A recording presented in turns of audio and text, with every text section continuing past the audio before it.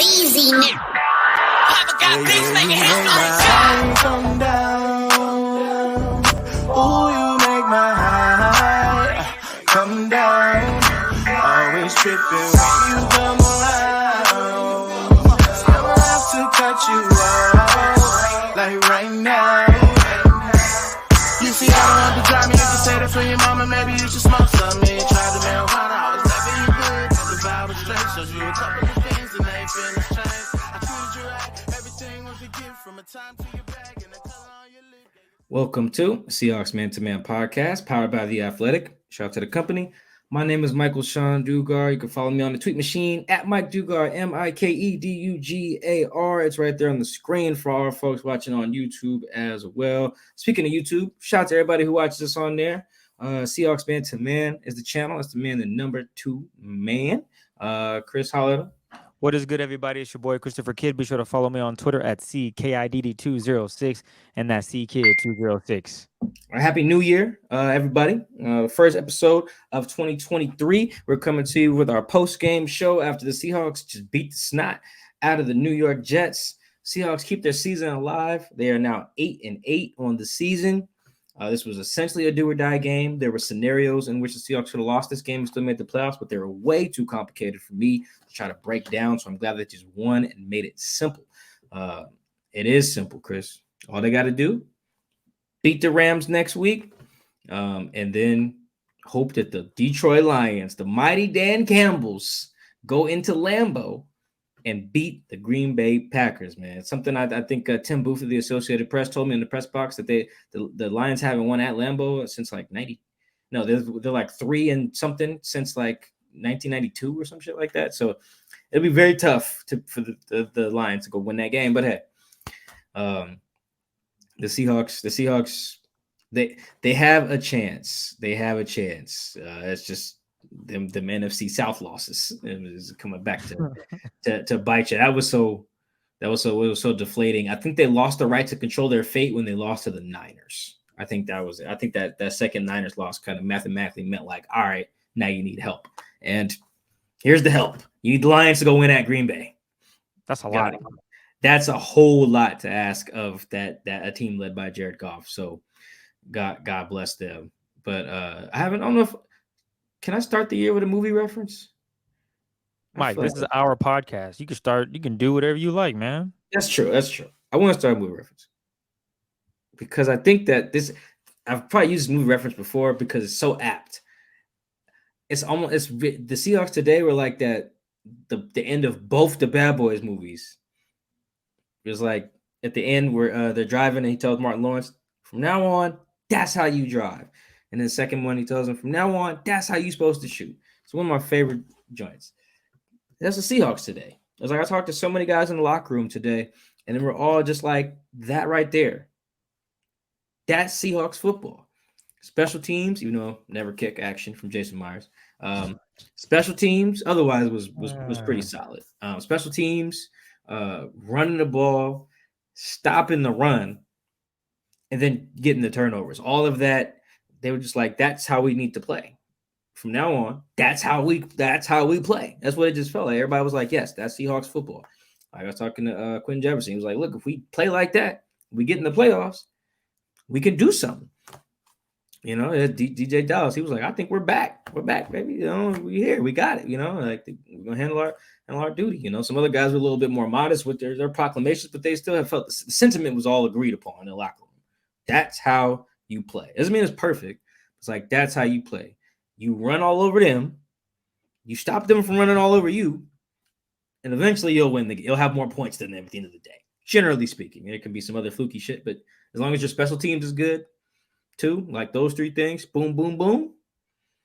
That's from now on. That's how they should play. It helps when you play the Jets, but still, like you just want to see it. You just have to see it. You know, they Pete Carroll showed them clips on Monday of the second half against the Chiefs for a bunch of reasons because they all watch film together all the time. But it really was just the second half in particular. Like, look, guys, that's our ball right there. Look at the screen. Like, look, that's you guys doing it. It's one thing to show like old clips of some other shit or just yell at guys or speak it into, just speak it into existence. Man, no, put it on tape, Let them see how it's supposed to look. Okay, look, guys, that's you blocking this type of run right here. Do it like that every time. All right, guys, here's you guys stopping this particular type of run. Do it like that. Like that's you guys on the screen doing it. And then that you could tell that helps. And now they have a full game of that in some aspects. The receivers don't need to see none of this film. But like everybody else, yeah, that's how you're supposed to play. And that's really encouraging. Because if they'd have been bad, Chris, if like let's say they had a game where like what's a good example? What's a game where they won but got ran all over and didn't run it really? Well, they didn't get. I guess you could say the Lions. You know, maybe not. Okay, so the Raiders and the Panthers games. I know they lost both of those games, but still, if they had a game like that, even if they let's say they have a game like that, but win a shootout, you know, or something like that. So I wouldn't have felt very encouraged. Like winning is winning, but like that in a shootout where like Geno has to carry you. As good as Geno's been, and he can carry you in any given game because he's been very good. Like I think just because of how the last few games have gone, they needed to win like that. They just need to play like that, win or lose. They just needed to play like that. They need to. All right, somebody's trying to punch you in the mouth with these runs. Shut that shit down. All right, now go run it on them. You know, they needed that because as much as we have criticized fairly, to be very clear, like their style of play over the years and Pete Carroll the running the football stuff, he goes overboard a little bit. At the end of the day, who they want to be can work. They just ain't been doing that shit. You know, I telling people in the building, you know, for like a month, like, bro, how you guys not running the ball and all summer you got hats, you guys is wearing hats that say run the damn ball in caps. Like, what do you like? That's who you guys want to be. How do you just not do it? Or then if you do it, how you just not do it good? You know, so you eventually got to be the team that you say you're gonna be, and they did that today. They kicked the Jets' ass up front. You know, I've only talked to a few Jets people who read a few things. Jets land, they should be pissed because they got their ass kicked. You know, like this is good old fashioned ass kicking, and they did it in the way that they need to because this is how they're gonna have to win going forward. Geno's got to be better. This guy's got to catch the ball, get open, but run the ball, stop them from running it, and you can have this version of the Seahawks can have some success. I was happy to see that for them. Yeah, I thought they played an okay game. I guess I'm gonna be the guy that shoots it all down here quite a little bit, just because I still saw some things that you don't want a playoff team to have, especially when they do want to make this postseason run. They still believe they have a chance at a Super Bowl. There are still some things that when I watch the game, yeah, that's going to have you guys out in the first round. And one of them is scoring touchdowns. In the second half, they did not score a touchdown. Now, granted, Mike and I talked about this ad nauseum, especially with our guest who covers the Jets. We talked about how good their defense. What was his name again, Mike? Zach? Yeah. Zach. Oh, yeah. Shout out to him, Zach Rosenblatt. Yeah. We talked to him about the challenges and they get stingy in the red zone, but we talked about it off wax, Mike. The Seahawks are throwing the football. Why not stick to something that Mike talked about that they were doing well and trying to at least run the football more consistently in the red zone? Although I think maybe it was a challenge to see if Tariq really liked that. And not Tariq, excuse me, Sauce Gardner's really liked that. And I think he stepped up to the challenge, Sauce did, and the Seahawks didn't back down from saying, okay, that's great that you're this talented corner. We're still going to try to throw the ball at you. If I'm not mistaken, the touchdowns that were thrown were not on him, but the ones that were attempted touchdowns were not caught. So as you can see there, attacking Sauce doesn't work out, but going away from him, it does. Kobe Parkinson had a nice corner route for a touchdown. Right. Who was the other? Why am I drawing a blank on the other touchdown? Tyler Mabry. Yes, the tight end Tyler Mabry off the practice squad. Shout out to him. That was dope seeing everyone jumping around him, hulling up. But that's a concern for me is the fact that in the second half they were only managing field goal after field goal, and Mike's never kick. I see why you don't want to kick the football, Mike. My goodness, just make the field goal, and it's 26-6. Regardless, though, you guys, the Seahawks need to score a touchdown. They have to. put their foot on the other team's throat. And in that scenario, scoring a touchdown, I think, would have sent the message like, damn, yeah, we're a good defense, but Geno Smith and DK, they're a problem. And to be fair, DK had a great fade route that was maybe thrown a little too high. Maybe DK should have caught it. You can go 50-50 on that. The play should have been made, and that should have been a touchdown. I love that call. It just wasn't executed. They didn't come up with the catch there. Right. And they're going to get opportunities to do that again. So next Sunday against Jalen Ramsey, I expect them to try it. I know Jalen Ramsey he understands the game more than Sauce. He's played it more. He's seen DK more, so maybe he's expecting it. But if you throw it like that, I don't know how anyone stops that back shoulder fade. That's a really tough pass to defend unless the corner just knows exactly it's happening. But you can't defend it. You can't defend it. Well, there it is. So that was something concerning. And then also third downs. They went 5 of 15 on Sunday. Mm-hmm. Granted, the Jets were just awful. They were, I think, 3 of 12 or something. 4 of 13. 4 of 13. So that was shout out to the Seahawks defense for getting off the field and just Mike White just not being able to throw the football much on Sunday.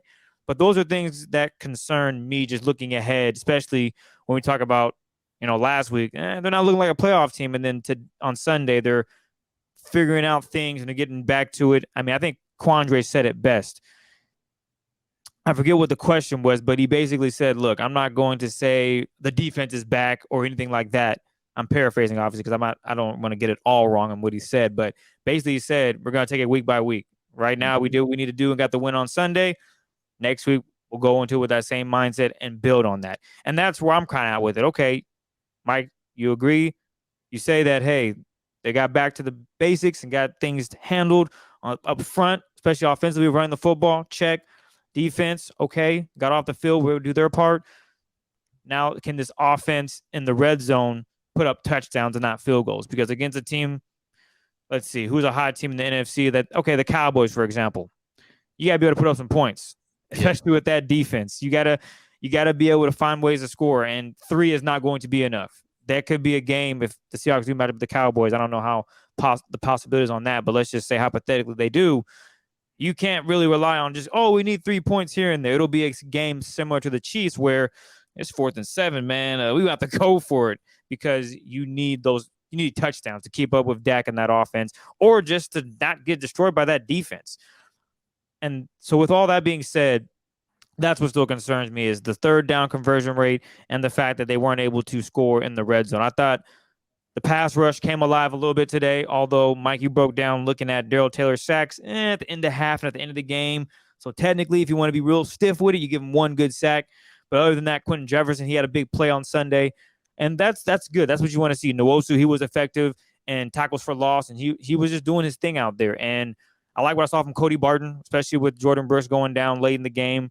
And he's going to have to build on that because from this point on, it'll be Cody Barton and company. He's going to be the new leader of this defense. And it's going to be tough for him, but the spotlight's on him now, and he's going to have to perform. And I think I touched on it earlier in the season when I said that Cody's going to get better, I think. And he did.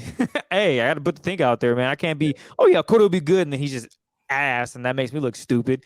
But the fact that I know that Cody knows what's going on with the system, he's been around it, he's played the game, he just had to get comfortable with it. He's been thrusted into the starting lineup when they didn't bring back Bobby. It was him and Jordan, and teams were just attacking him. But now he's comfortable in the system. He knows what he needs to do. But now he's just going to be running the defense, which in his post-game conference, he talked about how when Jordan gets the call, he mimics it back. So he has that understanding of it. He knows what to expect. But now he's going to get that test on for sure against Sean McVay and that new Rams offense with Baker Mayfield. So that'll be fun. But those are things that I want to look at. Just, hey, third down conversions and in the red zone, can they be effective and score touchdowns? Because they're going to need to do that if they want to be a competitive playoff team. Yeah, no, those are legitimate concerns because that's situational football. Situational football is what wins you games. You keep the ball on third down, move the chains, and then score touchdowns in the red zone. Like that's not even no small shit. That's big shit. There were two for 5 in the red zone today. Yeah, 2 of 5. Yep, it was a bad red zone day. Give credit to that Jets defense. I'll be honest.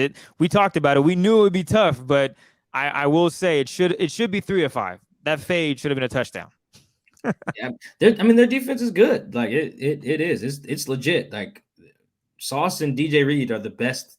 That's the best cornerback tandem in the league. Like they cover deep, they tackle, they can cover short stuff. They strap up in the red zone.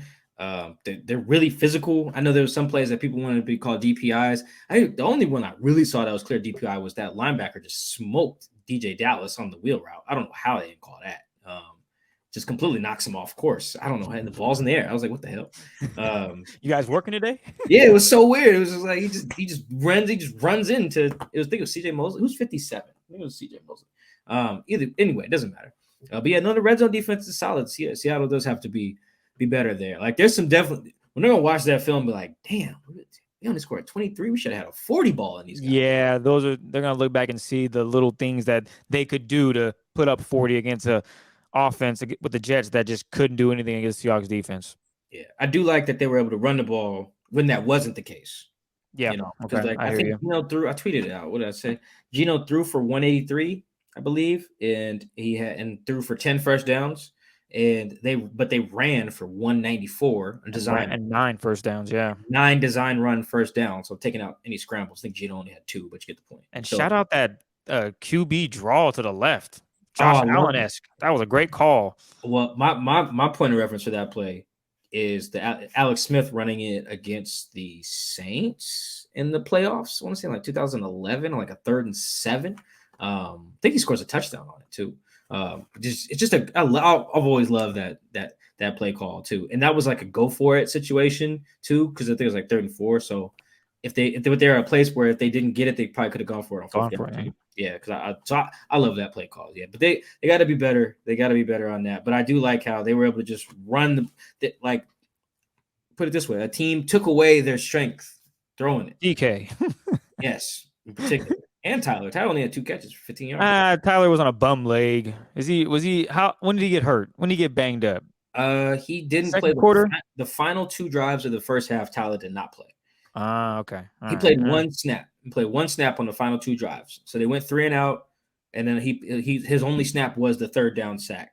And then the whole final drive of the second half, the first half, he didn't play. That's why they kept throwing it to Cade Johnson, because Tyler wasn't on the field. So, and then he didn't play, I don't think, the whole 3rd quarter. He did not. He came in late in the 4th, and then that was it. Yeah. He didn't play much, but still, like he 2 catches, 15 yards is very like that's not Tyler. So you got. But a team took away that, and they were able to, all right, cool. We're gonna put the ball in Ken Walker's stomach, and we're gonna get busy. Even DJ Dallas, I think those 2 combined for what's like 180 yards or something like that. Ken had 133, DJ had like 43. So like those two got it done. So I thought that was encouraging, for me. But yeah, I do think they've had too many games this year though, where DK and Tyler get shut down, which is pretty crazy. Yeah, one of them has to go off. Can't have both struggling. Yeah. Ain't that out coverages where you can just double both of them every play. Like that's just. Hey Shane, if you need an assistance, if you need what's the new title that I could have? If you need a passing game assistant coordinator, call your boy up, man. I got some sauce for you. Yeah. No, they need some assistance there. I mean, but like, the thing I'm encouraged by is that I still don't know if they're a playoff caliber team, because you have to be able to do these type of things multiple weeks, like Quandre was alluding to. A one-off against a team that stinks is bad, but I do like that their back was against the wall today, and they played like it. Both teams needed to win the game. Like the Jets were still alive when at kickoff. Like they prepared all week. Like, okay, we got this. We got our boy Mike White back. We straight. We gonna move the ball. We got rid of that Zach Wilson dude. Zach was inactive today. It's crazy. And they scored 6 points. Like they were no better with Mike White than they were with Zach Wilson. It's almost like the problem is not just the quarterback, but. I almost tweeted, does Joe Flacco get some playing time Sunday? Sheesh. I mean, I thought Mike White was going to die back there. Yeah, he was getting roughed up, man. Tough dude. Mike White's tough as hell. Good for him. But yeah, man. It was the Seahawks were encouraging. They encouraged me in that regard too. Just the fact that they played like they needed to win the game, even if they didn't get the outcome. When both teams played hard bullshits. Like they fought like a team that like really needed it. Whereas the Jets looked like they clinched 3 weeks ago, or were eliminated 3 weeks ago. One way or the other, they just looked like they didn't care about You know what? I'll say this. The Jets offense looked like they clinched 3 weeks ago. The Jets defense looked like they were ready. It didn't matter. The game was going. In one facet, because they got ran all over too. They almost gave up 200 yards rushing.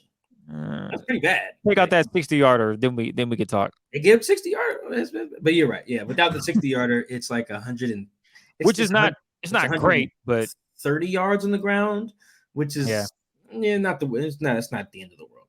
So yeah, credit to Seahawks though for like all week guys told me like we have it figured out. Like second half against the Chiefs, we got it. And I was like, all right, cool. I'm gonna write that. All right, cool. We'll see. And they wouldn't handle it. They went and ran the ball, stopped the run. There was no explosive runs after those first three, the first two drives. None after that.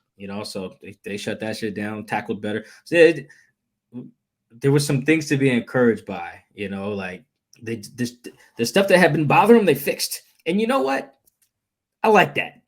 Go watch the film, fix the shit, and they did. So man, good for them, man. Like you're still in the position where you need help from other teams, and that's the worst spot to be in, man.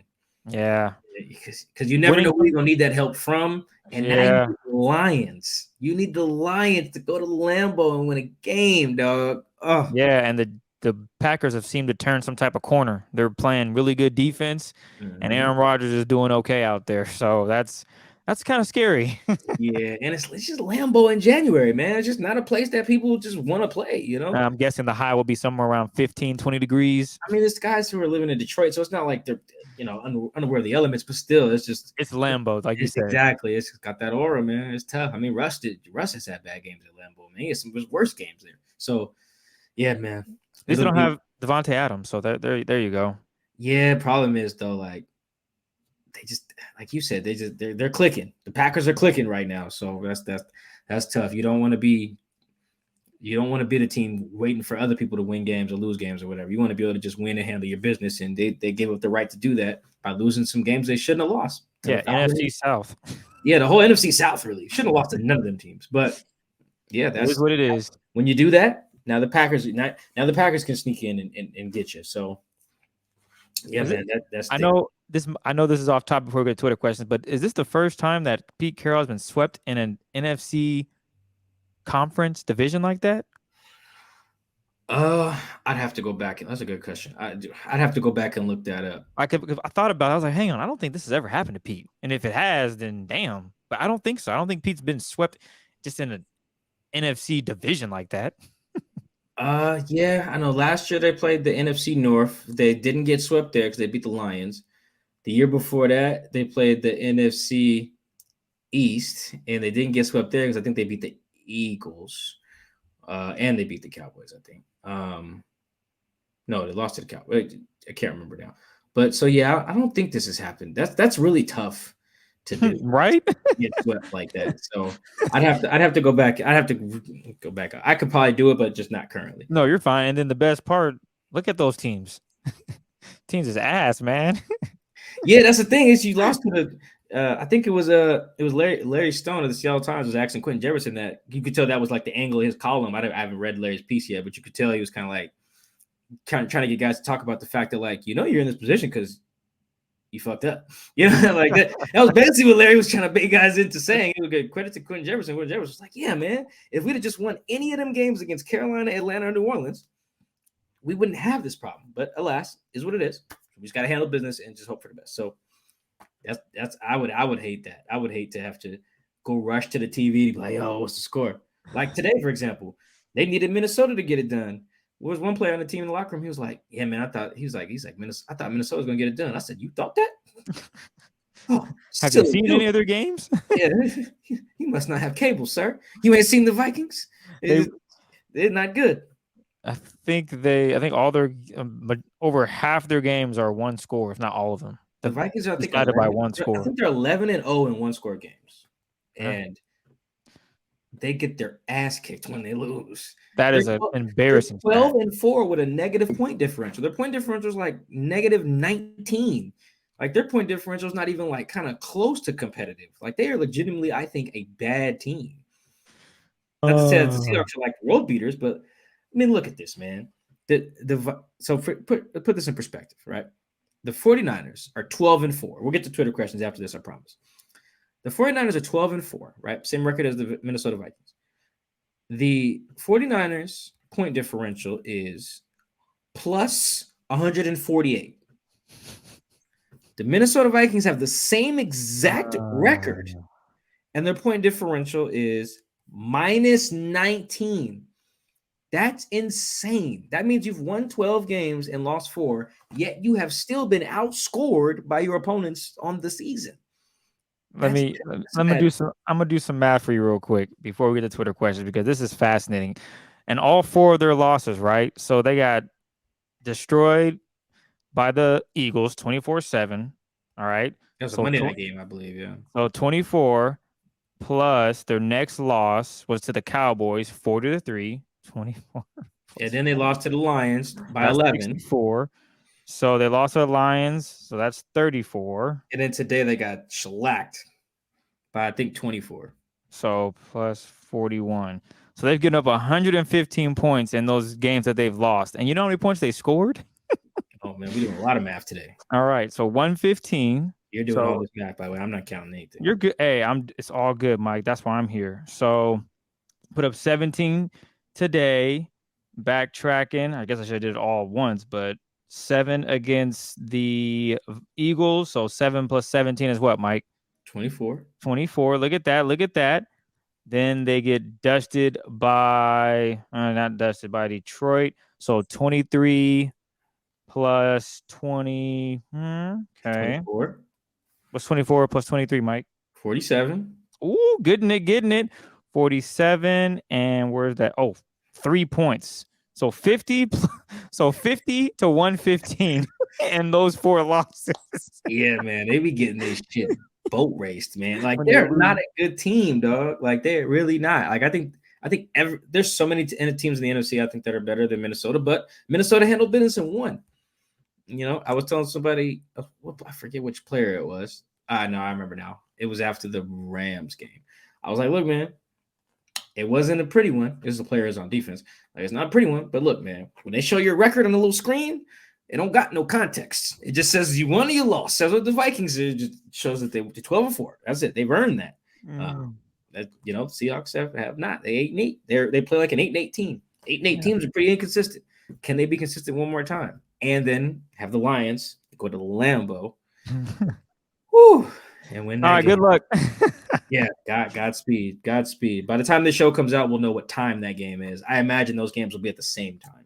So 1 o'clock. Yeah, something like that. 1 o'clock Pacific, probably. We'll see. We'll see. Exactly. All right, Mike. We do have Twitter questions. We want to thank each and every single one of you guys out there, ladies and gents, for taking the time to ask some questions. We're going to go through them here. Mike, are you ready? Yes, I am. Let's do it. Let's kick this off with Justin. He is curious. Seahawks. Well, actually, was this the Seahawks playing balance and winning, or were the Seahawks just playing against a bad team? A little bit of both. The Jets are bad, but they have good players at certain positions that makes, they don't just roll over. Like Garrett Wilson is having, Garrett Wilson, when he hit the under, huh? Yeah. That was a good over-under. Garrett Wilson hit the under. You know why? Because the Seahawks played him well, Mike White was also just bad. Mike White is not good. I thought that, they did some good. They ran the ball well. That's a good front. Yeah. They ran all over. So I thought the balance definitely helped. I thought just there is something to the effect, like Colby Parkinson spoke on this too. I don't know where our listeners are on like the idea of like momentum is real, but my general stance on momentum in football and basketball, the two main sports that I watch, momentum from week to week can be a little fluky, but I think that momentum in game is very real. It's like in the heat of the moment with adrenaline going and like that is very real. I don't think that anyone should dispute that. I know people do, but whatever. So there's something to that. There's something to breaking the 60-yard run on the first play. Like there's something to that for real. And then scoring 2 plays later. And then the Jets' next drive ending in an interception, and the Seahawks, just like that, they're up 10-0. Like the inverse happened in the Panthers game. What were they down? 17-0 or something like that to start the game? Was that the game where Geno's first pass was a pick? Yeah, J.C. Horn just exactly. The inverse. Look, that's great example. Their first possession of that game, I think the Panthers go down and score. Then Geno's first play is a pick, and then the Panthers score again. So it's just like right then you're already down. There's something to that mentally. So I think that them getting out to a lead in the way they get out to the lead, I think all of that stuff was like legitimately just good execution. A lot of stuff they did today was executing really well. I say this without having watched the film, but I could see a lot of that stuff just being at the game. So yeah, I think they executed really well. They were more balanced. They rushed the passer a lot better. They made the other team one-dimensional for the first time in God knows how long. They hadn't done that since the Chargers game, maybe the Cardinals game the second time around. So I think that is all legit. And the Jets are not very good, particularly at quarterback. Like I feel like people the narrative with the Jets the last like month or so is like it's a shame that their quarterback situation sucks because this team is like a quarterback away. The Jets are not a quarterback away. They're a few things away. They need to get Breece Hall healthy, get some O-line healthy, stop playing George Fant at right tackle, put him on the left where he belongs. Get a quarterback. They got a lot of problems. But yeah, they stink, and the Seahawks played well. I think both of those things are true. This is from Michael McNewhouse. If the Seahawks play like this in the postseason, will it be enough to win games? I will say this. The answer is you can win a game for sure. I think whoever gets the 7 seed is going to beat the hell out of Minnesota in that playoff game. We talked about Minnesota enough, huh? I've just never seen a team like this where you're so fraudulent, but your record is just the opposite. 12-4 with a minus 19 point differential. That's crazy. Anyway, 115-50. Remember that. Yeah, this ain't the point differential podcast, but you guys although point differential pod that does have a ring to it. Now I think about it. But I do think they can. The Seahawks, if they play like this, they could get in, like go to Minnesota and win that. I don't think that's an issue. If you had to go to like Dallas, which I think can still be the 2 seed, if the Eagles lose again, I think that's a possibility. I think the Niners can still be the 2 seed as well. Like those two teams would be a little bit harder to do, even if you play like this, because if you play like this, you're still gonna have to throw the ball with some effectiveness. And the Seahawks did a little bit of that today, but it's tough sledding in those secondaries that those guys got. Although Jared Stidham lit up the Niners today, so what do I know? What do I know? I didn't watch that game, but I saw the box score. I said, damn. So games, plural, probably not. But you can definitely get to the divisional round playing like this. You can. If you can, particularly the run defense, because there's just so many teams that aren't equipped to just drop back a bunch. In the AFC, there's some teams equipped to do that. The Jags, the Bengals, the Bills, the Chiefs, all of those teams can just put as currently constructed, can just put the game on their quarterback for just any given Sunday. Maybe not for 17 weeks straight, but just like, all right, hey, quarterback, go win it for us. Every team I just named, their quarterback can go do that. At least I am projecting on Trevor's part. But still, hell, the Chargers too. So the NFC though, I don't even necessarily see that with the Eagles. I see it a little bit with the Cowboys. But for the most part, like it's tough. Brady can do it too, but usually he just waits to the second half to do it now. Not sure why. So yeah, you can win a game like this, but you're gonna eventually have to be much more complete on offense to win games plural. But I do think this was encouraging though. This was the type of performance you can go to Minnesota and win like this. Hell, Chris, you and 9 of the guys we find at Amazon in a warehouse can probably go to Minnesota and win a game in a couple weeks, man. That team's a joke. Speaking of Brady real quick, I think he's pulling a LeBron. He's waiting till right before the postseason to turn it up a little bit to get ready for the big run. That's what Tom Brady's doing. He's like, you know what? I'm just going to turn it up these last 2 games right before the big playoff run because we're going to have a home game now that we have the NFC South locked up. Obviously have to win next week. So that's what he's doing. He's taking a page out of LeBron's book. Just chill, coast throughout the regular season. Don't play great. Comes towards the end, you start dropping buckets and now turning it up. So maybe that's what he's doing. Next question comes from Chris Leeper. Do you think it's better to sneak into the postseason or get a higher draft pick since this team isn't a realistic Super Bowl contender? Yeah, I think, the way to be a Super Bowl contender is to make the playoffs, right? So and once you get in there and you mess around and win that first game, anything can happen. I don't think they would rally to the Super Bowl, but like I do think we've seen some fluky Super Bowl runs. Both of the Giants runs with Eli, I want to say, were fluky. One of them was for sure. I think the first one. The second one, I can't really remember. I think they were like a much better team that second time around, but still fluky. Let's see. Hell, last year the Bengals was fluky as hell. I don't feel like we're giving enough credit for that. That was a fluky run to the Super Bowl. They ain't making it back this year. No, they might. The Bengals are good now. No, like this year, if they make it, it won't be fluky. But they're last year was making it. That 2017 Eagles team, pretty fluky. So yeah, it's not like always the best team just walks through there. Like, ask anybody who's a Saints fan. They'll tell you having the best roster does not mean you will make it. And the Saints were the best roster in football from 2017 to 2020. Never made a Super Bowl in that run. So you always want to get in because once you get in the dance, everybody's 0-0, man. Nobody's point margin really matters at that point no more. Like it's so you always want to get in the dance. It's always you always want more games to evaluate your players to see where you're especially playing against good opponents to see where your holes are. I mean, you have a 17 game sample as well, but you just the more game evaluation is good recruiting free agents too. Guys want to go to winning cultures. Like with Uchenna Nwosu who came here because he felt like Seahawks were a winning culture. So like. That's always good too. I also said this before, just logistically, I really don't think the difference between what pick would they have right now, Chris? 4 and let's say 4 and 17. Something sounds about right. Let me see if I can pull it up real quick. Go ahead. Yeah, like something like that. I think the difference between pick like 17, 19, whatever, and pick 13. The difference is not that big to me. It's really not. So I think that's always been a weird thing for me. It's like, yeah, Mike, what if we lose? Well, fuck it, we get a higher pick. Like, difference between pick 12 or 13 is not, between pick 19 or 20. You can get good. The players in that range are all pretty comparable. There's a difference between pick 2 and pick 18 for sure, but not between pick 18 and pick 13. Those 5, 6, 7, like anybody getting picked from 12 to about 22, probably about all the same caliber of player, generally speaking. So I think you want to get in. You want as many games as possible to evaluate Geno for sure. So you got to make a real call on that. So you want as many games as possible to see.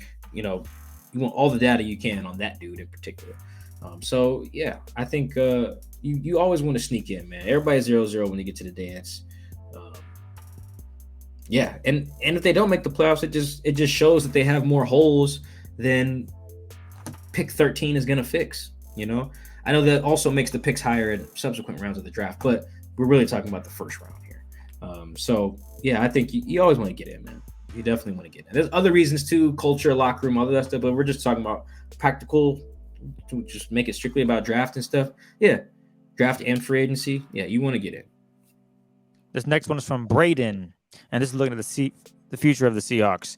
If Geno is re-signed, do you think the Seahawks contend for a Super Bowl in the next 2 to 3 years, or should they probably look at drafting a quarterback to stack? What do you think? I think the window is now. I think low key. 2022 was the year to do it. Like the NFC is not scary. I thought the Eagles were scary. They are, but not like as scary as I thought. I know they've been playing without Jalen Hurts, but still. I think that this was the year to really do it, which is why I was not like a big fan of trading Russ initially. Just because I was like, man, if you're gonna take a step back, this is the wrong time. Like the NFC's got some holes. All the teams the good teams are in the AFC, the scary teams. No scary teams in the NFC. So that's still holding true, as you can see, So I think that next year is the chips need to go all in for real next year. I don't think you can just rely on that draft. I think you're going to have to. You need to come out of that draft with just like you did this one, like 3-4 players who are helping you right now, and you need to nail free agency, get another Uchenna Nwosu steal. You need to do that again. Because I think in 2023, next year's season, they can make that push, man. The window is now. You can make it so Geno doesn't cost you a ton. You've got a lot of young talent. You got young talent at key positions, like young corners, young rookie, young tackles. I mean, Chenna and DT are about. I think Chenna just turned 26. I think DT turns 26. So like you got young edge guys. You know, your receivers are straight. DK Tyler, you should obviously get some depth behind them, but just generally speaking, you have a good little foundation here. Like, no one's like due up for a big contract, really. This is it. So I think you keep Geno, you try to build, you try to get lucky in some draft steals. I think 2023 is when you try to like really be that team. Maybe you make a big splashy trade. I don't know what it is, but if you just try to just naturally slow grind this, like, okay, man, if everything falls right, 2024 is our year. Now, fuck that.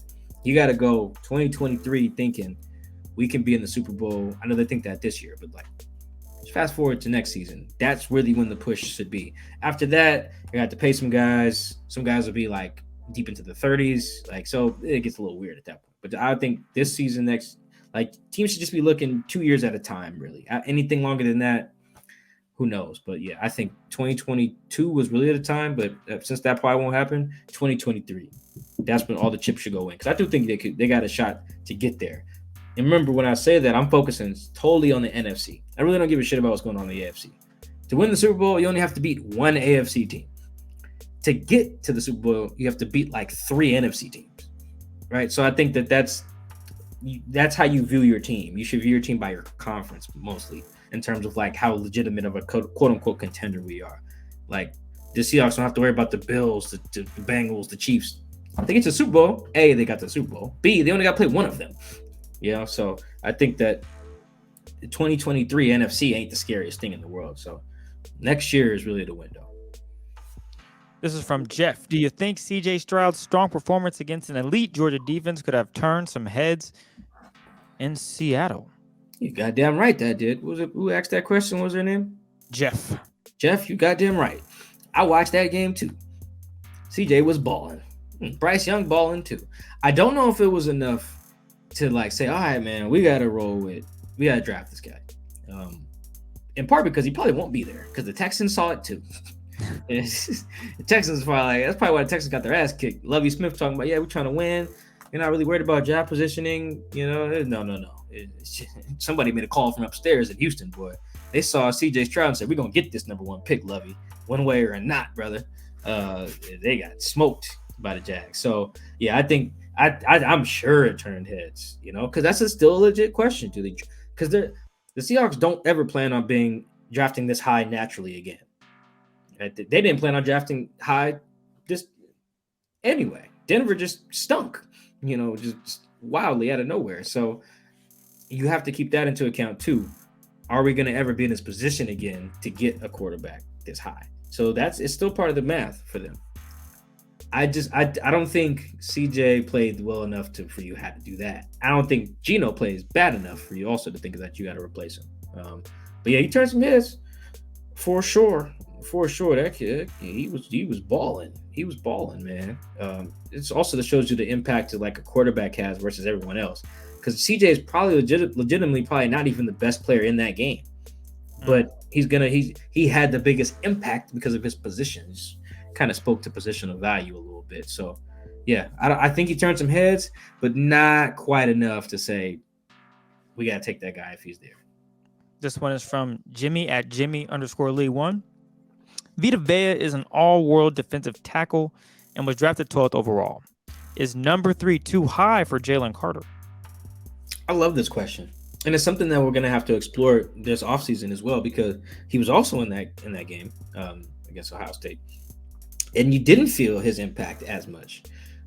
There's no knock on him, but it's just kind of hard to make those splash plays from the interior, man. You do so much dirty work on those in a particular position.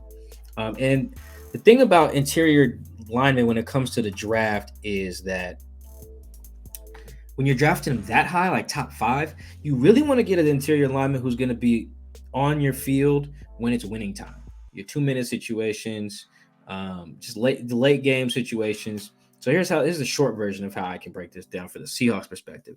I think if you're going to take an interior defensive lineman, if it's Jalen Carter, whoever else, with the top 5 pick, they have to be someone who could be in your cheetah package.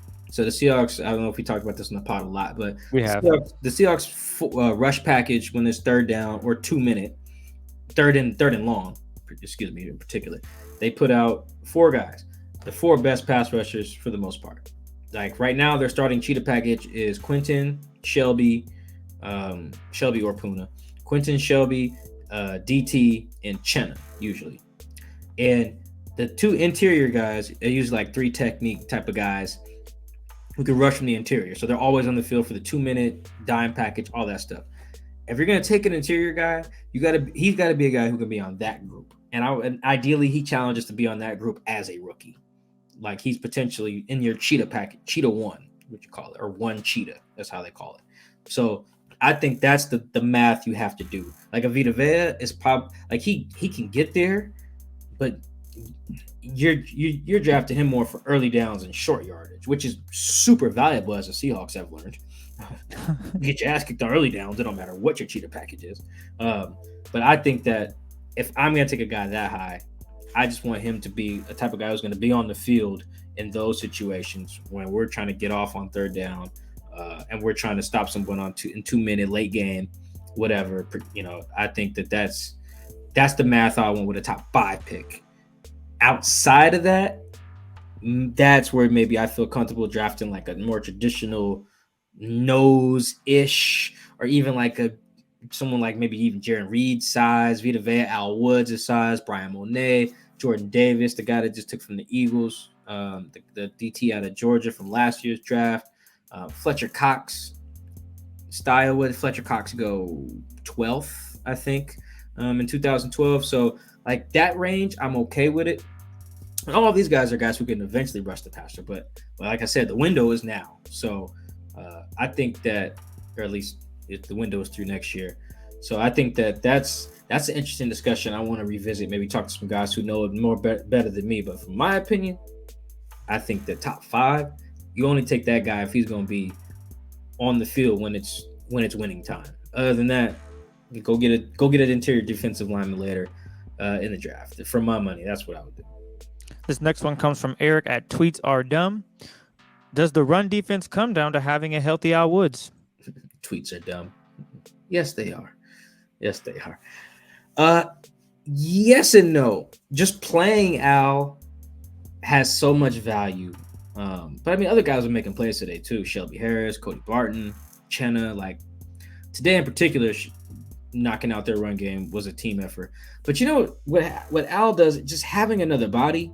Like he'll eat up double teams and stuff, but like he has those like I'm a grown ass man plays every once in a while. Like there was a play today. I think they gave up an explosive run. And Al thought he got held. I don't know if he did. I haven't watched it. Like the next snap or 2 snaps later, Al just takes number 66 and throws him to the ground and tackles the running back. Then says no. Yeah, just one of those. You know what? On this particular snap, I'm gonna kill someone. Like that's what, because he can do that. He's that strong. You know, Shelby Harris does that every once in a while too. And that's it just ignites your whole defense. But the other part about that is it keeps other guys fresh too. You know, you had a lot of Miles Adams playing, nose tackle, and Puna 4 playing nose tackle the last few weeks, and they can do that. But this just keeps those guys fresh, kind of better at what they're doing. Whatever what they're like, their games are tailored to, being penetrators, not just like catching blocks and eating up, gaps and stuff like that. A guy like Miles, guy like Puna, those guys are going forward. That's how they get busy. And when Al's in there, they can just focus more on that. So, yeah, Al being out was a really big loss. It's not like I could write about it a ton. I was working on other stuff, but yeah, you can't overstate what losing Al does to that defense, and then losing Brian Monet. Jesus Christ, it's a double whammy. But yeah, Al's a big part of this. And Jalen, if I think it was Al 35 or something. Like if Al doesn't want to play after this year, like a Jalen Carter, that's not a replacement for Al. You need a big nose to replace an Al, man. That dude, he plays a big part. But I think the other big part today was just tackling better. Usually when you get an explosive run, somebody misses a tackle. Yep. It's usually how it works. So like when I talked to who was I talking to? Kobe Bryant. I was talking to Kobe last week about how they didn't allow any explosive runs against the Chiefs. And I was like, how'd you guys do that? He was like, man, we just was playing together, man. Like, just not having the little mistakes. I was like, yeah, I guess that's true. A lot of your guys' runs, usually someone misses a tackle, and then a 4-yard run becomes a 40. He was like, exactly. He was like, we just didn't have any of those, and that's how we did it. I was like, yeah, makes sense. Look at the 22-yarder today. I think it was Quandre missed the tackle. The guy runs for 22 yards. Boom. So I think that was also part of it. They just tackled a lot better, and everyone decided, I ain't going to be the dude to miss a tackle. Boom. No explosives. This next one comes from @Cade Ashby. Felt like Darrell Taylor really stepped up Sunday. Was it a scheme or matchup thing, or did he just happen to have a great game? It's a great question. So I saw this question before we recorded, and I went back and watched all 3 sacks. And so the first sack, that one was legit. He got a great get off. I want to say it was like 3rd and 16 or something like that. Yeah, let me look real quick. I think it was like 3rd and 16. It was a 3rd down for sure. First sack, Mike White sack, split, but yeah, 3rd and 16. So it was 3rd and long. Great get off, flies right by the right tackle. I think it was George Fant. Gets to Mike White. Great play. The next one, it's like the last play of the first half, and Mike is just holding on to the ball forever because he's trying to make a play. And then DT is able to come all the way around, strip sack him. It's a good play, but it's not like, I'll put it this way. There's a guy, he does a newsletter. He's really good with breaking down offensive and defensive lines, named Brandon Thorne. It's called like Trench Warfare. Really good O-line analyst guy. You probably seen me quote him before in stories. He charts out sacks, like he breaks them up. Like there's low quality sacks, cleanup sacks, high quality sacks. And you guys all know these type of things. Like, if you're just coming in to clean up somebody else's mess and you get a sack, or if you take a left tackle, shove his ass into the ground and tackle the quarterback, high quality sack. You know what I mean? Like DT had like a high quality sack today. Then he had like a low quality sack, coming around. That third one, Mike White holds the ball forever, floats all the way out to the right, and just gets dropped. Those are all still great plays by DT. I'm just saying it's not like the game Max Crosby had, against the Seahawks. That was just dominance. Or even the one Jadeveon Clowney had a couple of years ago for the Seahawks against the Niners, or like how Nick Bosa plays every week, where for him and Michael Parsons and TJ Watt just take turns just being these forces of nature, where you're just moving linemen out of the way, beating them with pass rush moves. Like, I think that's way different. So I think it wasn't like a scheme change. They didn't do anything else to free him up. Like Darrell had some good rushes, but I think that when you go back and look at each sack individually, you'll see like, oh, okay, like the circumstances here were a little unique to that play, especially like the last one he got. In a normal, if that play was in the third quarter, Mike just throws that out of bounds, and they do the next play. Instead, he has to hold on to it because it's the final play of the game. Same thing at the end of the first half. If that was in the third quarter, Mike just throws it out of bounds, lives to play another down. Instead, he's like, oh, I got to make a play. Hold on to it. Takes a sack. So, shout out DT. He had a good game. He had a really good game. He had a really cool off-white sweater on after the game, too. It was like green fur. It was like the Grinch, but Fashion Week in Paris. It was like a great combo. Anyway, he had a great game, but it just in terms of beating the man across from it, it's probably not as dominant as you would think when you look at the box score and see a guy had 3 sacks. But hey, shout out to him though. Yeah, career high in sacks now. This next one comes from Josh Walby. Is DK in cold weather a problem? Excuse me. Or was he just bad on Sunday? Yeah, I think DK can catch in cold weather, guys. Caught just fine last week. Cold as hell. In Kansas City. No, I just think it wasn't a good day. It just wasn't. I mean, part of that goes to the secondary, man. Like DJ and Salsa for real. That's the best cornerback tandem in the league, man. It's them, and then it goes Darius Slay and James Bradbury in Philly. Those are those tandems are for real. Those are legit on both sides. And so I think that had a part of it. But the other thing is too, with DK. I mean, me and Chris have talked about this too. DK is a body catcher. And he can go up and get stuff, but he's more comfortable with his body, like a lot of guys are. But sometimes you got to go out there and just snatch them joints. And if you don't, it doesn't work out. And the drop on the deep ball, he just got to catch that. No excuse there. He cuffed it the way you would do it on that particular route, the way they were covering it. So, yeah, He just didn't have a good day. He's had days like this before. Cardinals, he didn't have a great like. It's fine. I'm not worried or anything. It's not like a hot take. Oh, he's bad and cold. I don't think it's nothing like that. He just didn't have a great day against. I tweeted this morning that, or I put on Instagram that Sauce and Tariq were the two best corners in football this year, and people hit me up. I'm like, yeah, man, look at them dudes. Did y'all see Sauce today? Did you see Tariq today? Them dudes are very good, both of them. So no, I don't think it's a cold thing for DK. He just didn't have a very good day, which is fine. Which is probably why he didn't want to talk after the game. I walked up, like, yo, DK, what's up, man? You got a second? He was like, nah. I was like, all right, good talk. Walk right. That was after a win. That's the first time he's never wanted to talk after a win. Like you said, didn't have a great game. Nah, it didn't have. I just wanted to ask him about how getting the run game going helped the team. I didn't really care about asking him. I probably would have asked him about the Sauce matchup. Never mind. I would have asked him. I would have had to. So never mind. But it's fine. I don't take that shit personally. This next one comes from Michael Scott. How does Jordan's injury change the strategy in the upcoming draft? This is another good. All our draft questions today were really good. It is a fascinating one because I was thinking about that when I was leaving. I was like, dang, if Jordan. Now, granted, right now when Chris and I are recording, we don't know, and Chris, I don't think you've seen any tweets about what actually is wrong with Jordan. Let me double check, but I haven't. No. Yeah, the way he was holding his knee and the way he planted it sucks.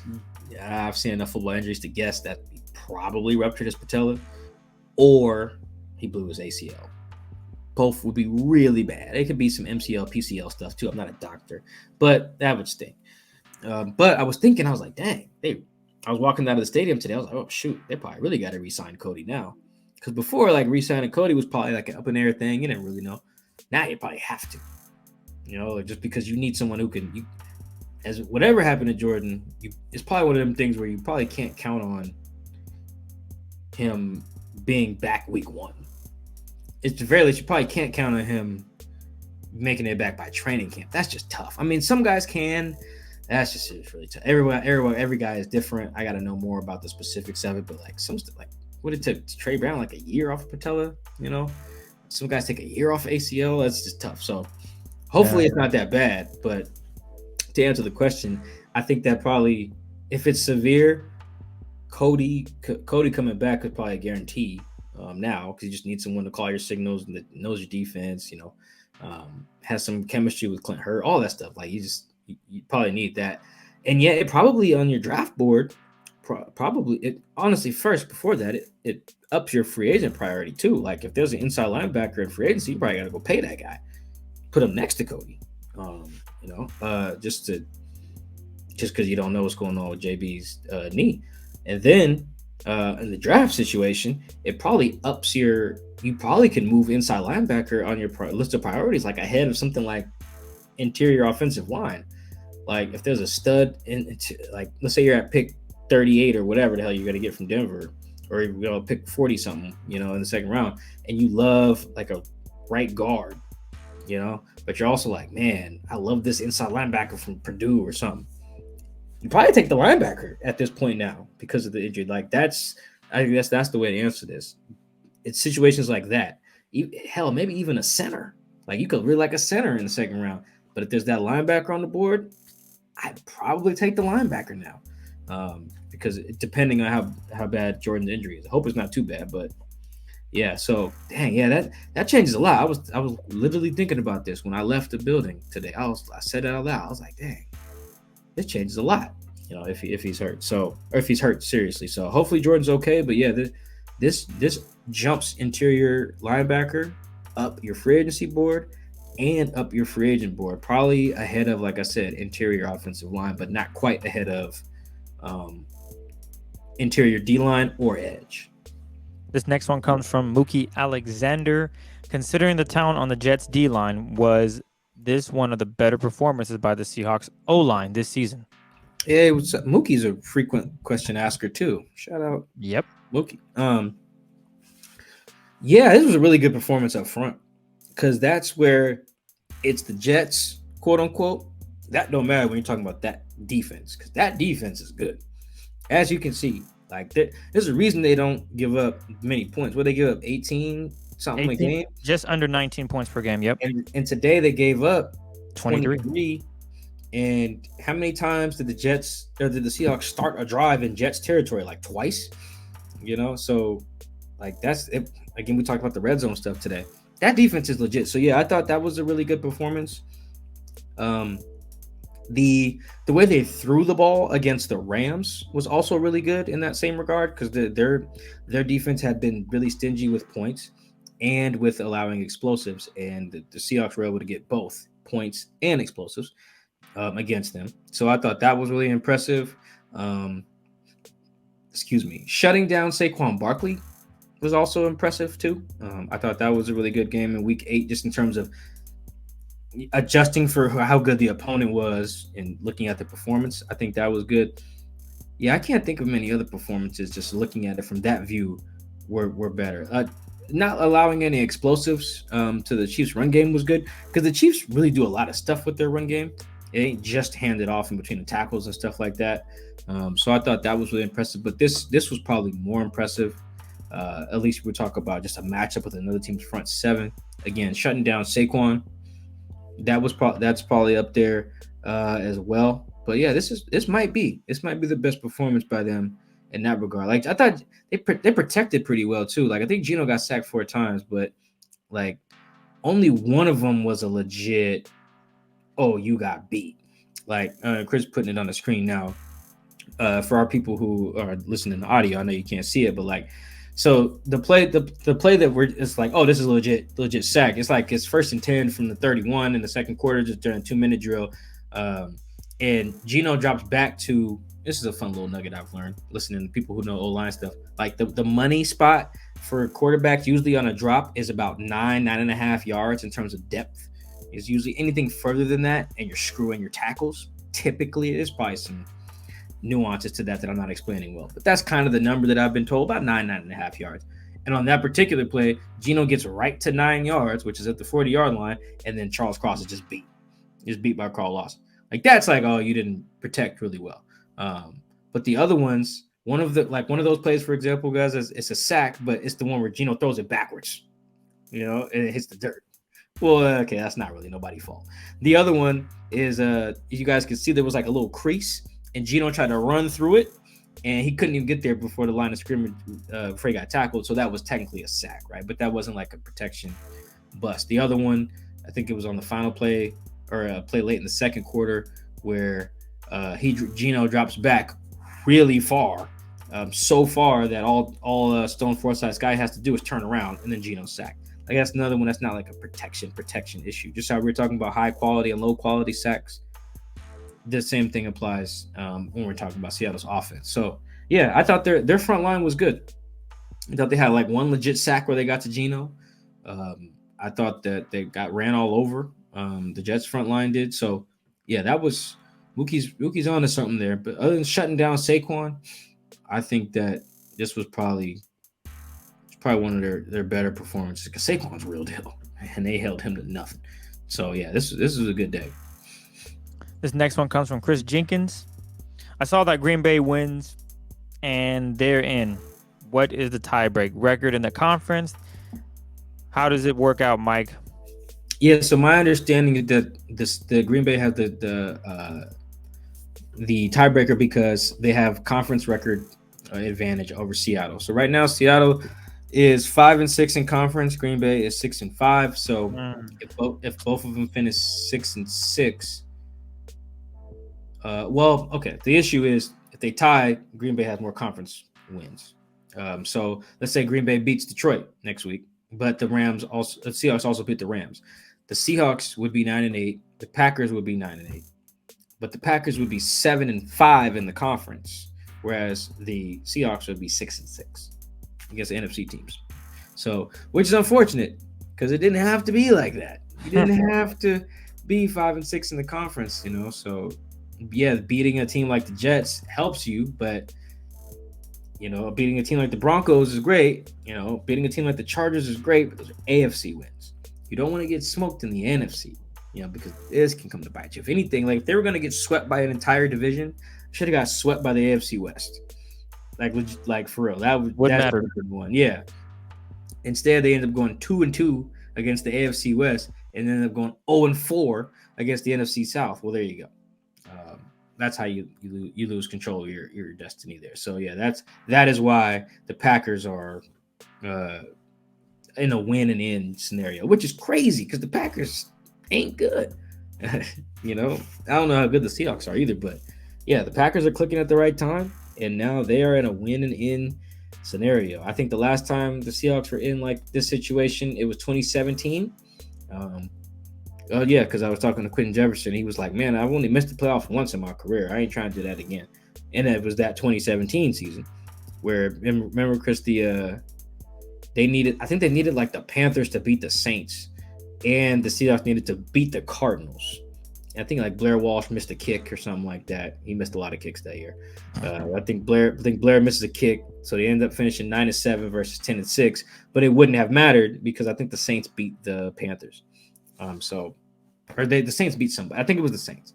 So yeah, you don't want to be in those win and get some help. You just want to be in the win and in scenario, and they're not now. Which sucks, man. Just even if you just beat the Panthers. The Panthers, dog. They lost. Panthers are like 6-10. I think they had 5 wins coming into that game, but regardless, to your point, the Seahawks just needed that win. So it was lesson learned. It was hopefully, bad, man. Yeah, nah. Chris, if they make the playoffs, man, you got to come to Minnesota with me. That'd be fun. Oh God, that just sounds cold and terrible. I'll watch it from the comfort of my home, and we can we'll do it like we always do. Minnesota in January, man. Not my bag. If anything, I'll come down to the owner meeting or something, do a pod there. That would be great. Because isn't that in Florida, or does it change every year? It rotates. Yeah, it's in Phoenix this year. See, now that's, hey, Chris, you want to come out to the owners meeting? You know what? Why not? We'll pod from there after the meetings and everything. Great. Sunny. Oh, yeah. Do we have a question? That's one I we do have one. Yeah, something similar to that. What is it? Run it to me. I'll save it for the last. I won't forget. Oh, I thought that was okay. What else? No, I'll save it. It's coming up. This one comes from Tony K at Karate K84. This is about the rookie wall. Have you ever asked a player, or should I say a rookie, about a rookie wall and the big difference between college and pros? And if so, is it the competition increase, the amount of games, or just the grind of a football player? I haven't had any one-on-one conversations about that I can really remember. They've talked about it in like press conferences and stuff. The main thing that guys tell me about their rookie year, just generally speaking, is it's not even the amount of games. Guys don't usually. It's not that they can't play a lot of football. They're football players. It's the thing that they're wired to do. The thing that they usually mention is taking care of your body. So I guess that's tied to the amount of games. But you guys would be surprised how poorly these guys are taking care of their bodies in college. It's a bunch of bad foods, no sleep, drinking, and not a lot of exercise. That's why you see, like, if you guys follow some of these kids, just follow the kids from your alma mater when they're training for the draft. And if they go to one of those little training programs that takes a picture of their before and after, before their little draft training session, and then after, like right before the combine, they look like freaking John Cena after the 9 weeks. And you're like, wow, how did they transform their whole body in 9 weeks? That's because they were eating burgers and chicken wings for 4 years in college and staying up in the middle of the night and partying and drinking and then playing football. Now they're not doing at least some of those things. When they get in the league, start taking care of their body. They get the little Normatec boots. They get in ice baths, the hyperbaric chamber, all these other things. And it's just learning that and getting a routine down. Because a lot of these guys, like some college guys, don't even watch film. We're asking Jordan, I think it was Jordan Brooks. I've asked Jordan and DK this on the record too during press conference. Like, how much film did you watch in college? Not a lot. Hell, DK still says they gotta watch me. I'm just like, I feel you, man. Yeah, no, DK watches film, but absolutely, yeah, Jordan does too. Like, but the increase is legitimate. And like I said, this is I'm not spilling secrets. So like these guys have said this stuff on camera. So that's the big thing that guys have talked about is watching film and taking care of your body. And so it's not even like a rookie wall, the physical part, in terms of just knowing how to, like, all right, how do I spend my Monday after a road game? How do I spend my Monday after a home game? All right, I'm on the injury report with this. How do I take care of that? What time do I get massages? Do I get acupuncture? Do I do the little thing with the suction cups? The swimmers do or whatever. Like, do I do that? Do I do yoga? Do I take Pilates? You just have to find your routine that works for you, how to recover, how to deal with a Thursday night game, coming back off a short week off a Monday night game. all of those things are what guys usually tell me about in their first or second year, or whatever. Some of it is a physicality bump, a little bit, but for the most part, that's the thing guys point to. Like, I learned how to take care of my body. That's the main thing. Usually that comes with a diet as well. Guys cut out a lot of foods because in college they're eating like shit.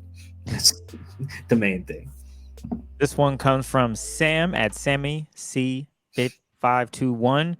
How'd your fantasy teams do? I lost a championship due to my heavy Philadelphia, Minnesota team, but he still got money for the regular season and second place. Do you want to go first? We're in a league together. Well, yeah, the league that Mike and I are in together, I'm going to finish either 8th or 5th. It was not my year. I had too many games where Derrick Henry or Nick Chubb just had terrible run games. Terrible. And then I also lost T. Higgins.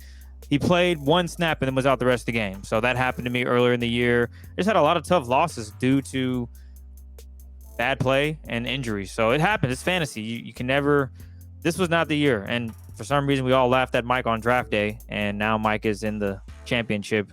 So Mike right now he was favored at -11. How's it looking for you, Mike? How you holding up?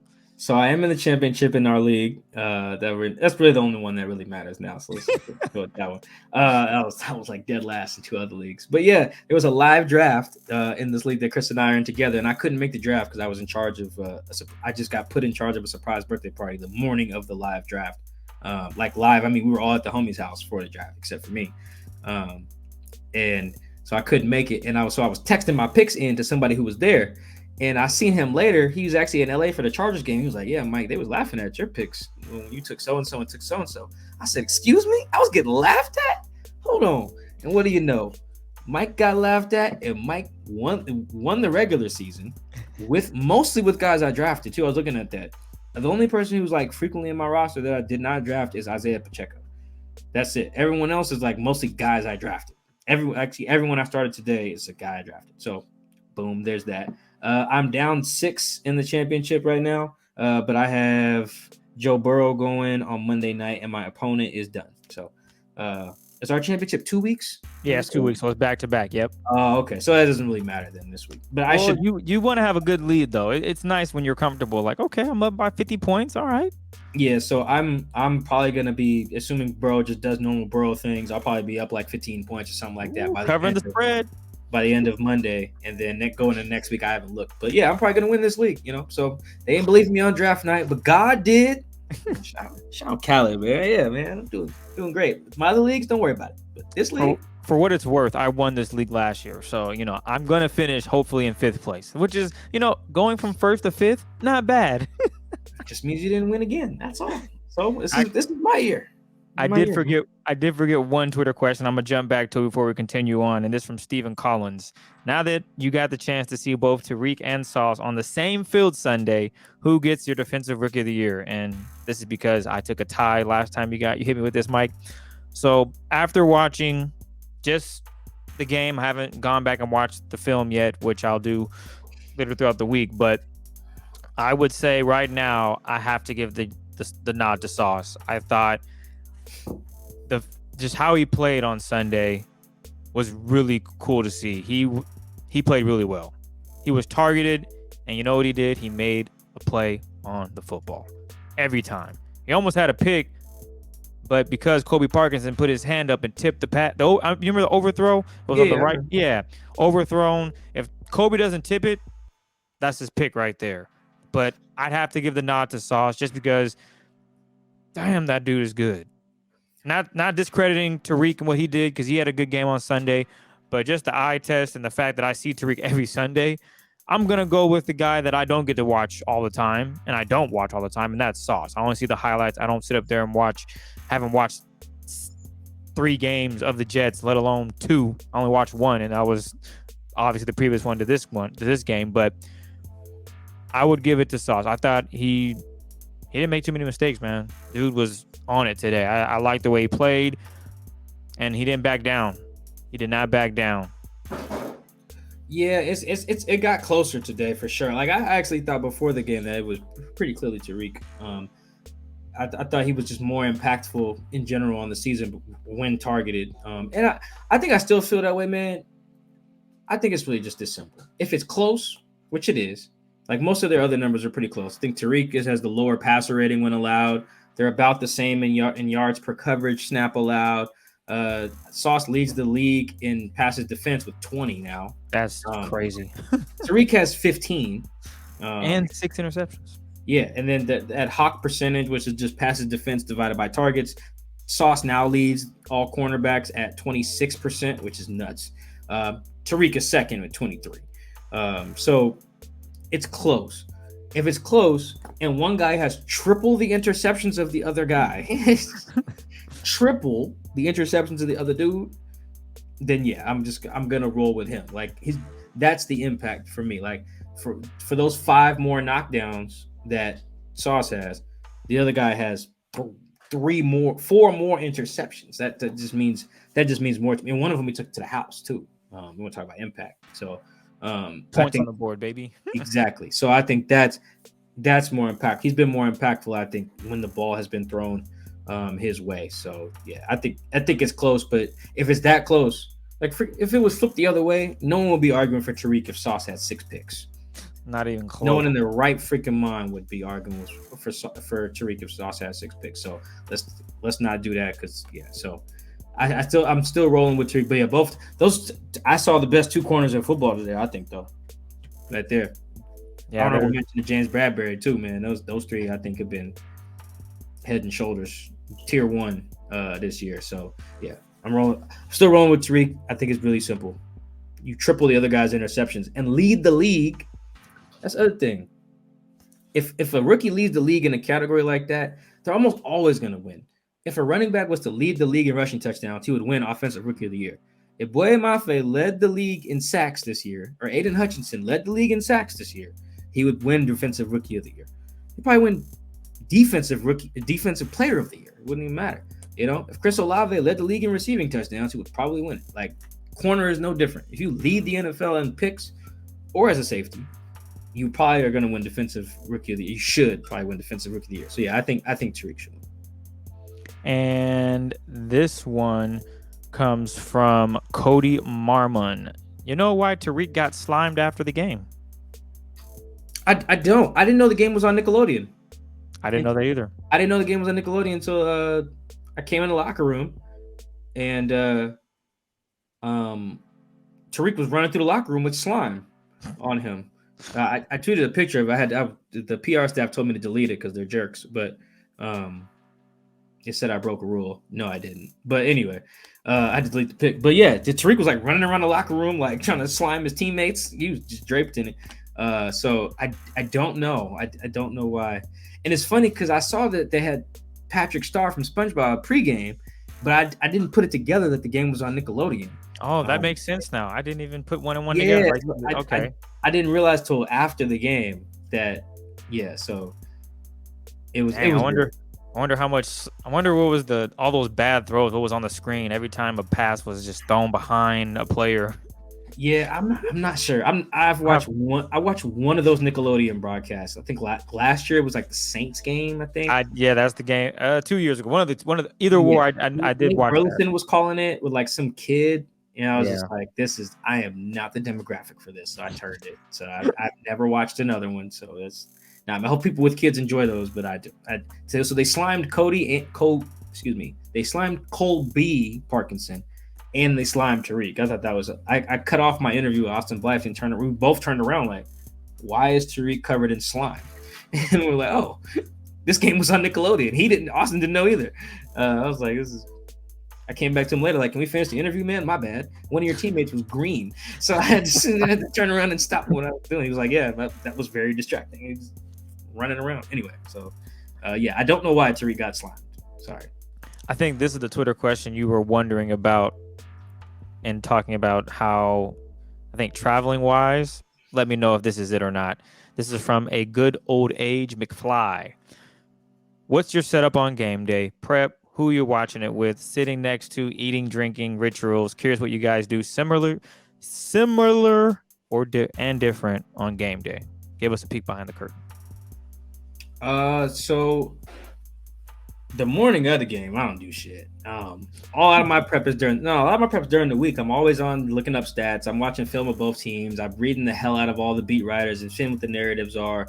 Like I do a lot of research on the opponent quite a bit. Sometimes I forget the names. As you guys can see, I'll just call a guy a number, like, oh, number 44 is a baller, because I'm watching tape. Usually I can't see all the names and stuff. But I'm pretty up on it on a lot of these guys, especially the good teams. On game day, so I'm at the games, obviously. Game day, I'm usually on the road. I usually sit next to, it's all assigned by the other team, so it's not we get to pick. I usually end up sitting next to Greg Bell of the Tacoma News Tribune. Usually also next to someone from the Seattle Times, usually either Matt Calkins, Larry Stone, or Bob Condon, usually the guys that travel. The food spreads always vary. If I go out and kick it the night before in a road game, fill me up with coffee before kickoff just to get through. Arizona's food is trash, so I gotta always remember to eat before I go to those games. Their food is garbage. It's bad. It's the worst stadium in terms of food. Home game food spread, Seahawks are pretty good. I don't eat beef or pork though, so like bacon. So breakfast spreads are kind of tough for me, because usually then it just means I'm eating eggs, which is fine. But yeah, because usually I got like bacon, sausage, and I'm not really eating any of that. And then like French toast is nasty, which I think is what they had today. The Seahawks got a Starbucks machine they've got a Starbucks lady in the press box, so that's always cool. I don't know how many people know that, but yeah, a little Asian lady in there whipping up lattes for free. You can get like 12 of them joints. You could be in there just hyped up. No, you can. One game, I was really tired from the night before, and I had like 3 lattes. It was like 2019 season, I think. 2017, actually, I think. And then on home games, it's been rotating. Years past, I would sit next to Art Teal of Sports Press Northwest. Art has since retired and left me hanging. Shame on you, Art. So now I'm usually sitting next to Brady Henderson of ESPN. And then lately I've been sitting next to Dave Bowling. If you guys have been reading sports in Washington for a while, you know Dave, a long-time columnist. I don't even know who he writes for anymore, but he's been at every home game, sitting right next to me. And actually next to Dave is a little phone. It's like a little tribute to John Clayton. I'm sure people have probably tweeted out pictures of it. That's pretty cool. But yeah, pregame, I ain't prepping a damn thing. I'm checking my fantasy roster, like, yo, I'm watching scores around the league. Like, that's how you guys notice. I don't tweet many pictures before like they're playing the anthem. Like, I just be unbothered. I'd be listening to music. I'd be talking to people. I'd be chilling. But yeah, that's my typical game day setup. I usually have like a bunch of like right now. Let's see me count these tabs I have open from the game. 1, 2, 3, 4, 5, 6, 7, 8, 9, 10, 11, 12, 13. I have 14 tabs open on my computer right now. That's pretty standard during a game. I'm watching everything. I'm reading tweets. Sometimes I'll be texting Chris. Sometimes I'll be watching the replays. Like, yeah, it's my setup. My game day setup can be a lot. But yeah, that's my little behind the scenes curtain. Yeah, for me, my prep up into the week is I'll watch film on the Seahawks, obviously, and then if I have enough time, I'll dive into the other team to see what they're doing, because I'd be curious, just to see the differences in the offense, what the defense wants to do. That's pretty much how my week sets up. And then on game day, I'm at the house. So what you do at your crib, I'm doing. I'm eating food, watching the game. My girlfriend's usually here with me, so she just sits there silently. doesn't really say much. So it's kind of, she'll just be like, "Oh, okay, you're watching the game." So sometimes she'll just leave me because I ain't really talking much. It's just I'm just focused in. I'll have my iPad, I'll have my game notes, and I usually go through play-by-play, just writing down what's going on. And then if I ever want to go back to it, I have it written down. I can see it. And then I have the ESPN scoreboard pulled up so I can see, matching up everything, keeping track, seeing the first downs, third down conversions, things of that note. So it's not too crazy. And then like during halftime, I'll just, grab something to eat, kick back. Nothing really changes. Go use the restroom. I'm literally just chilling. It's nice to be at the crib. But there have been times where Mike has come to my house and we've watched the game, or I've gone to Mike's house and watched the game. And that changes because now we're both doing our own setup, but now we have one another to bounce things off of, like, "Oh, Chris, What were they in that? Was that man? Or did they blitz? Or, just whatever's going on, we just have that discussion right then and there. Whereas Mike said, sometimes we just text each other like, oh, that was nasty, or what happened there? But that's kind of the behind the scenes. And like I said, eating and drinking wise, I'm like y'all, man. Whatever you eating, I'm eating pizza. I'm chilling, And like I said, during halftime, I'll go to the bathroom, get a break in, and then that's pretty much it. But that's how my game day goes, man. And I'm gonna show my little note. I take notes of every play. This is my notebook from the Jets game. Make notes of like I know people who listen to audio can't see it, but yeah, like I take notes of everything. I'm making notes of when guys got hurt. Like I take notes of when stuff's under center, when stuff's a shotgun play. This year, I'm always keeping track of when Geno's in pistol or whatever as well. I'm always keeping track of is Phil Haynes in on this drive? Is Gabe Jackson in? Is all this, if the road is Michael Jackson in? Is Artie Burns in? Is Jonathan Abram in? Is Tease Tabor in? Is Kobe Bryant in? All that stuff. Down and distance, time on the clock. Like I'm tracking everything, and I have a box score up. I got they have one. The Seahawks site tracks the game, so I got that stat up. I got next gen stats up. I have 3 True Media tabs up.